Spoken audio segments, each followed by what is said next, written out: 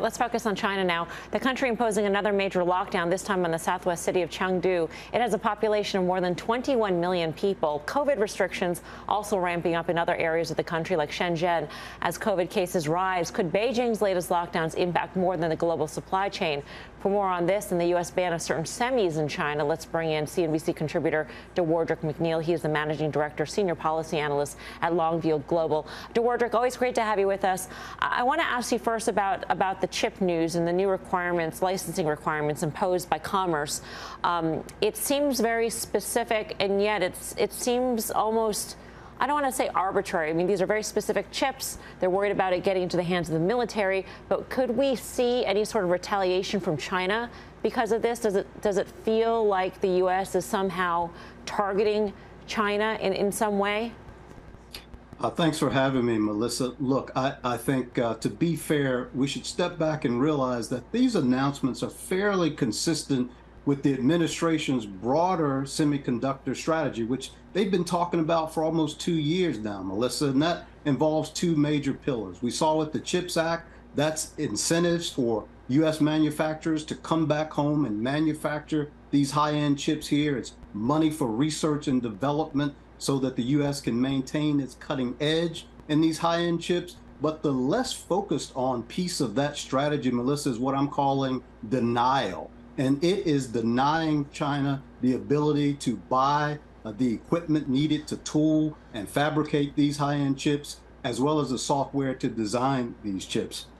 And what we saw today is another pillar in that strategy, and that's export controls, Melissa, that will prevent them from buying finished chips that they can use for nefarious purposes and military ends. And so this will continue to happen as the administration rolls out its semiconductor chip strategy. The investment stuff is longer term, but the denial stuff is now. It's here, it's happening now. And to your point about retaliation, absolutely, China has proven that it is prepared to get into a tit-for-tat retaliation with the United States when it takes these sorts of actions. But we should be careful here not to expect a symmetrical response. It could be asymmetric because there's not much, quite frankly, that China can do at the moment to harm the U.S. in the semiconductor space. So we should be prepared for an asymmetrical response when it comes, if it comes. DeWardrick, we started the conversation. BK was talking about currencies. We had a dollar-yen conversation. It was almost 7 years ago to the day that China devalued their currency, and the aftermath in terms of all sort of risk assets was not good. Now, 7 is sort of the magic line in the sand, and they're not trying to devalue now, but it's sort of moving that way organically. Can you speak to what potentially could happen if the yuan continues to devalue?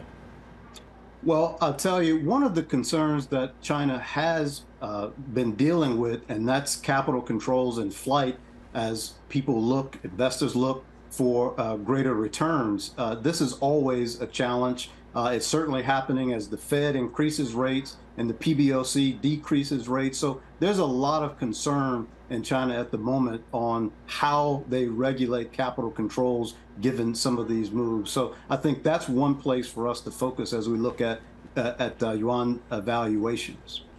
DeWardrick, in terms of COVID lockdowns, in terms of retaliatory measures, should we expect a harder line stance from Beijing as they ramp into October 16th, the Congress meeting? Well, I think that with respect to zero COVID, I think we are seeing in the announcements out of Chengdu that they've learned some lessons from the Shanghai lockdown, and they've put in place in this Chengdu lockdown in particular some things that ease the pain on households. What's interesting, though, is that there's been nothing said about the private sector, manufacturing and factories. Most of what they are trying to do in Chengdu, from the lessons learned in Shanghai, is easing the pressure on households. This was obviously quite unpopular, as we saw in Shanghai. But you raise an interesting question, Melissa, and that is what happens after the October 16th Party Congress, and specifically what happens to zero COVID policy. I'm not sure if she is going to hit the brakes or hit the gas to get them through the rest of the year as we move into winter. But I think the whole world is waiting to see what will happen specifically to zero COVID after the Party Congress in October. All right, DeWardrick, great to see you. Thank you. Thank you, Melissa. DeWardrick McNeil. Dan. Yeah, 65% of the globe's chips are made in Taiwan, right? And 90% of advanced chips are made in Taiwan. So when you talk about retaliatory actions and the sort of potential for disruption, I mean, we think that the Russian invasion of Ukraine caused, like, exacerbated supply chain issues, but then also did what it did as far as energy is concerned. If that were to have the same impact as far as chips, if China were to do something with Taiwan, I mean, that's the real issue here. So all of these chip supply demand issues that we've been dealing with now for almost 2.5 years will only get a lot worse, and they're going to be a lot harder to, kind of untangle, I guess. And what happened this week? The governor of Arizona made a trip to Taiwan, and the president of Taiwan talked about producing democracy chips.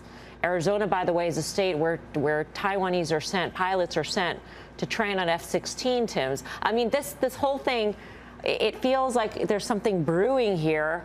There's nothing imminent necessarily, but it does seem like it could potentially be a huge issue for supply chain.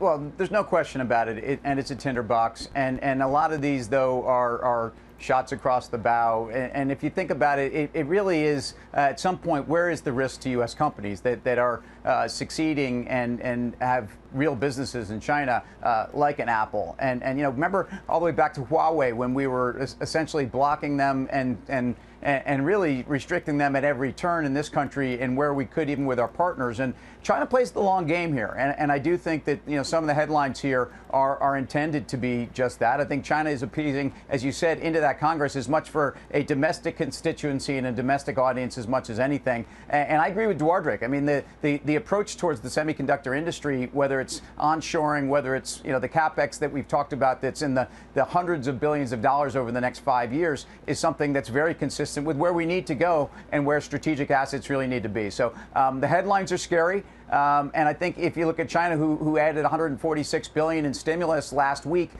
to their economy, they have a lot more to do, and that's really where you have to focus.